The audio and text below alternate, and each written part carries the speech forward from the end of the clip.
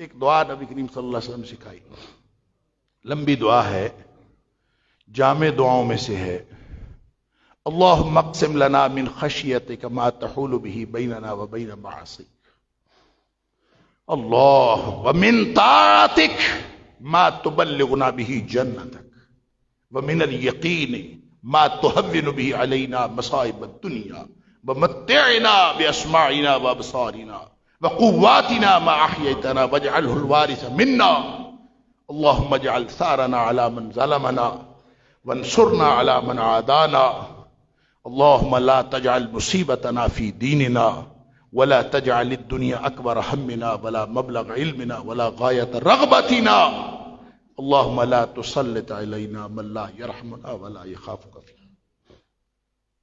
پتہ اس کا کیا معنی ہے؟ اللہ ہمیں اندر کوئی خشیت عطا فرما دے، کوئی ایسا جذبہ دے دے، اللہم اقسم لنا من خشیت۔ مقسم کا مطلب پتہ کیا ہوتا ہے؟ تھوڑا سا اللہ ہمیں اپنی خشیتی دے دے، جو ہمیں اس سفر کو، ہمارے اس سفر کو آسان کر دے۔ اللہم اقسم لنا من خشیتک ما تحول به بیننا وبین معاصیک، اللہ ایسی خشیت عطا فرما، ایسا جذبہ دے دے، تھوڑا سا ڈر دے دے، جو ہمارے اور ہمارے گناہوں کے درمیان پردہ بن جائے۔ ہم گناہوں کی طرف جانا چاہیں تو اللہ اتنا تو ڈر دے دے، اتنا سا دے دے کہ ہم گناہوں کی طرف جانا چاہیں تو اللہ وہ پردہ بن جائے۔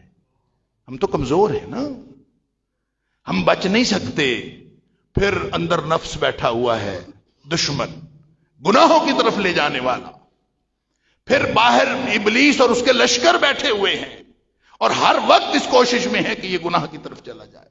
اللہم اقسم لنا من خشیتک ما تحول به بیننا وبین معاصیک، اللہ کچھ تھوڑی سی خشیت اپنی عطا فرما دے، ایک ذرہ بھی اللہ کی خشیت کا مل گیا نا، کام بن گیا۔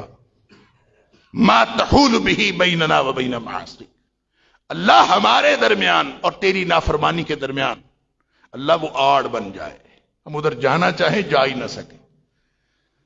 اللہ اکبر۔ ومن طاعتک، یہ دیکھیں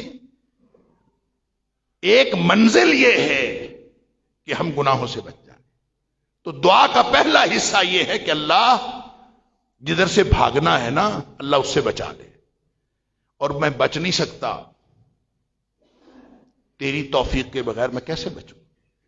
اللہم اقسم لنا من خشیتک ما تحول به بیننا وبین معاصیک۔ اور دوسرا حصہ جو بھاگ کے جانا ہے وہ کدھر جانا ہے؟ ومن طاعتک، اللہ اپنا حکم ماننے کی توفیق عطا فرما، یہ دوسرا حصہ ہے۔ ما تبلغنا به جنتک، اللہ اتنا تو اپنا حکم ماننے کی توفیق عطا فرما جو ہمیں کھینچ کے جنت میں لے جائے، اتنا تو عطا فرما دے۔ ہم کمزور لوگ ہیں لیکن اتنا عطا فرما جو لے جائے ہمیں۔